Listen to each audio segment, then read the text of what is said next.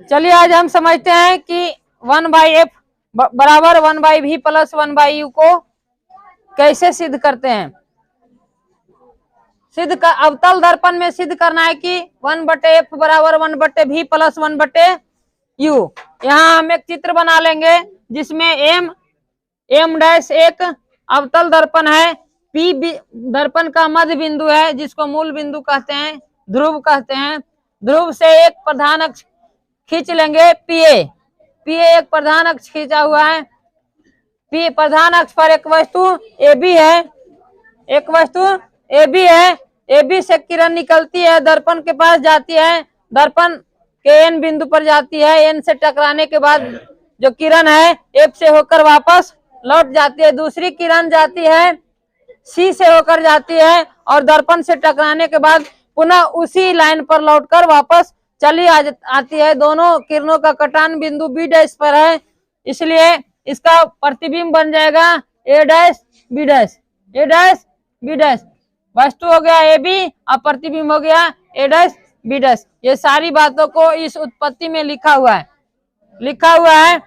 माना कि m dash एक अवतल दर्पण है जिसके प्रधान अक्ष पर अनंत और वक्रता केंद्र C के बीच एक वस्तु AB इस प्रकार रखी गई है कि इसका वास्तविक प्रतिबिंब A dash B dash, A dash B dash दर्पण के मुख्य फोकस F और वक्रता केंद्र C के बीच बनता है, जैसा कि आप चित्र में देख सकते हैं। बिंदु N से NQ प्रधान अक्ष पर क्या है, लंब डाला गया है। साथ ही माना कि वस्तु की दूरी PA बराबर हम लिखेंगे U, PA बराबर U। प्रतिबिंब की दूरी हो जाएगा PA डैश, इसको प्रतिबिंब की दूरी को लिखेंगे B तथा फोकस दूरी PF को हम लिखेंगे स्मॉल f। अब हम देखते हैं वक्रता त्रिज्या, यहाँ पर है वक्रता त्रिज्या यहाँ से लेकर C तक होगा। अब वक्रता त्रिज्या को हम लिखते हैं फोकस दूरी का दोगुना यानी 2f। अब हम परिमाण लिखकर सिद्ध करते हैं। परिमाण लिखने के लिए हम त्रिभुज 1 में जाएंगे और त्रिभुज 2 में जाएंगे। जो छायांकित भाग है पहला 2 त्रिभुज है वो क्या हुआ, पहला त्रिभुज नंबर 1 और त्रिभुज नंबर 2 में हम देखते हैं त्रिभुज 1 ABC तथा त्रिभुज A dash B dash C में। त्रिभुज ABC में कोण जो है ACB कोण ये तथा कोण A dash C B dash आपस में क्या हो जाएंगे, बराबर हो जाएंगे, क्योंकि ये दोनों कोण शीर्षाभिमुख होने के कारण ये क्या है, बराबर है। दूसरा त्रिभुज देखते हैं।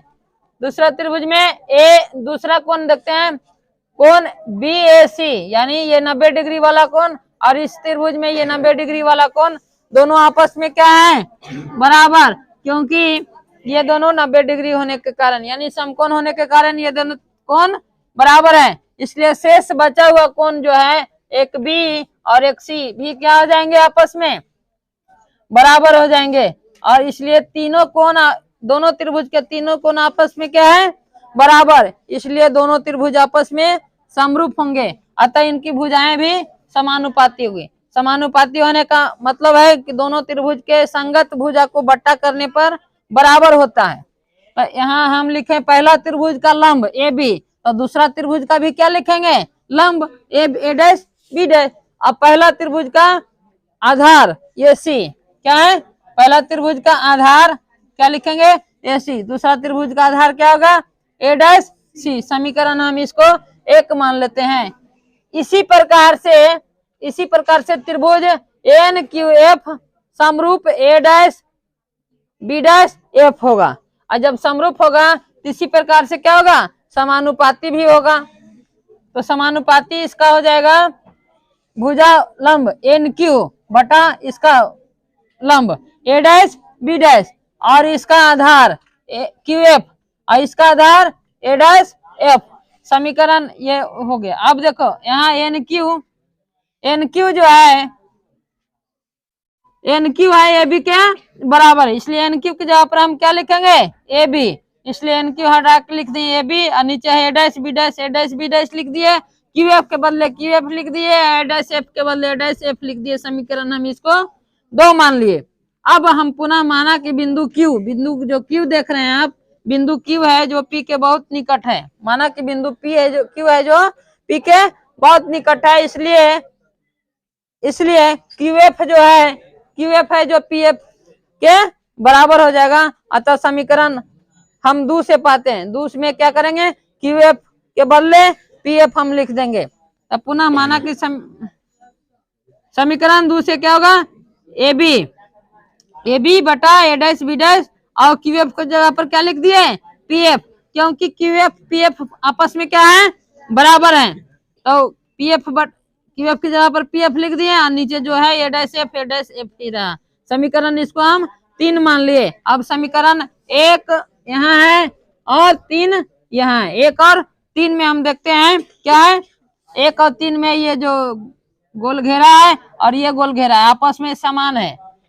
पहला पक्ष दोनों समीकरण का समान, इसलिए दूसरा पक्ष भी क्या हो जाएगा, दूसरा पक्ष भी समान हो जाएगा। इसलिए लिखेंगे ए सी बटा ए डैश सी, ए सी बटा ए डैश सी, और यहाँ से लिखेंगे पी एफ बटा ए डैश एफ बराबर है। अब हम ए सी को चित्र में देखते हैं, ए सी कहाँ है, ए सी ये दूरी ए सी हुआ हमारी उंगली के बीच। अब हम इसको इस प्रकार से लिखेंगे P A minus P C, और यहाँ पर लिख देंगे पी ए माइनस पी सी।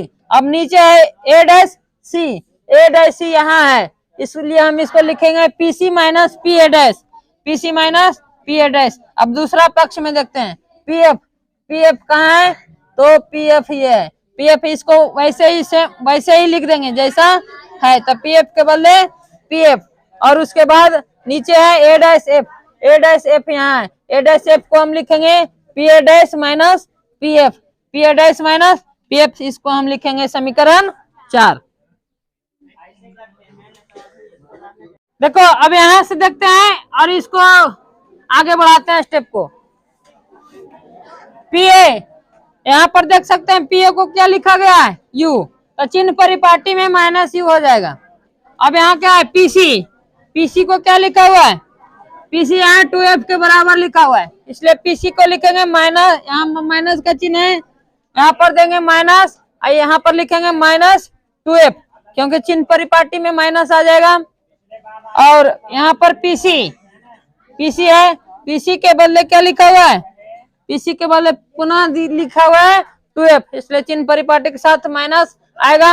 यहाँ पर माइनस का चिन्ह है, माइनस का देंगे, पी ए डैश है, पी ए डैश को क्या माना गया है, पी ए डैश को भी माना गया है, इसलिए भी लिखेंगे, और उसके पहले क्या लिखेंगे, माइनस। यहाँ पर बराबर का चिन्ह देंगे, बराबर है, यहाँ पी एफ के बदले क्या है, पी एफ के बदले एफ लिया गया है, चिन्ह परिपाटी के अनुसार माइनस आएगा। उसके बाद आगे लिखा गया है पी ए डैश, क्या लिखा गया है, पी ए डैश का मतलब क्या लिखा गया है, भी, इसलिए हम लिखेंगे पी ए डैश का मतलब भी, चिन्ह परिपाटी के अनुसार माइनस, और माइनस, फिर यहाँ माइनस का चिन्ह है, और पी एफ के बदले आएगा माइनस एफ, चिन्ह परिपाटी के अनुसार। अब इसको हम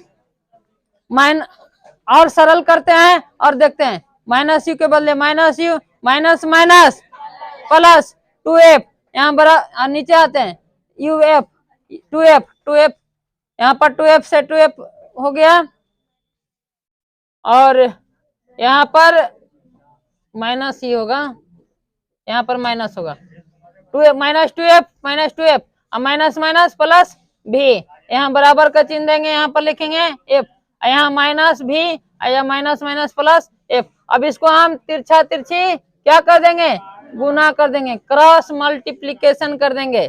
अब देखो माइनस यू को पहले भी से गुना करते हैं, माइनस यू गुने माइनस भी, तो माइनस क्या हो गया, माइनस माइनस प्लस यू भी। अब माइनस यू को एफ से गुना करेंगे तो माइनस यू एफ। अब यहाँ पर क्या चीज का चिन्ह है, माइनस यू एफ हो गया। अब यहाँ भी से गुना करेंगे, भी को 2f, माइनस भी को 2f को माइनस भी से गुना करेंगे तो प्लस माइनस होगा, और माइनस 2 भी एफ, 2vf। अब 2f को f से गुना करेंगे, प्लस प्लस प्लस होगा, तो 2f है f, तो 2f स्क्वायर हो जाएगा। अब इसको गुना करते हैं, माइनस f गुने माइनस 2f, तो minus minus plus, minus minus क्या होगा plus, 2f square, 2f square, यहाँ हो जाएगा माइनस f प्लस v, तो माइनस vf होगा, माइनस vf होगा। अब इसको और छोटा करते हैं, छोटा करने पर हमें मिलेगा, देखो यहाँ पर देख सकते हैं 2vf, 2f स्क्वायर और 2f स्क्वायर, 2f स्क्वायर से 2f स्क्वायर कट जाएगा, 2f से स्क्वायर से 2f स्क्वायर कट जाएगा, और 2vf यहाँ है और यहाँ पर भी माइनस 2vf है, तो इस साइड आकर प्लस हो जाएगा, तो एक माइनस एक घट जाएगा, एक f क्या हो जाएगा कम जाएगा, तो क्या बचेगा खाली vf बच जाएगा, खाली vf। यहाँ v से uv, यहाँ uf से uf, और e2vf को उस साइड ले जाएंगे तो माइनस 2vf जो है प्लस 2vf हो जाएगा, अब प्लस 2vf में से एक vf घट जाएगा, तो बचेगा खाली vf। ठीक है, अब दोनों और क्या करते हैं, uvf से भागा देते हैं, दोनों तरफ uvf से भाग देते हैं, तो लिखेंगे uv बटा uvf माइनस uf बटा uvf बराबर vf बटा माइनस uvf, u से u कट गया, v से v कट गया, तो बच जाएगा 1 बटे f। यहाँ u से u कट जाएगा, f से f कट जाएगा, तो बचेगा माइनस, और जब बचेगा 1 बटा खाली v, उसके बाद बराबर है, इसलिए v से v कट जाएगा, f से f कट जाएगा, तो बचेगा 1 बटा u। इसको बढ़िया से सजा लेंगे तो हमको प्राप्त होगा 1 बटा v प्लस 1 बटा u बराबर 1 बटा f। इस प्रकार से प्रूव हो गया।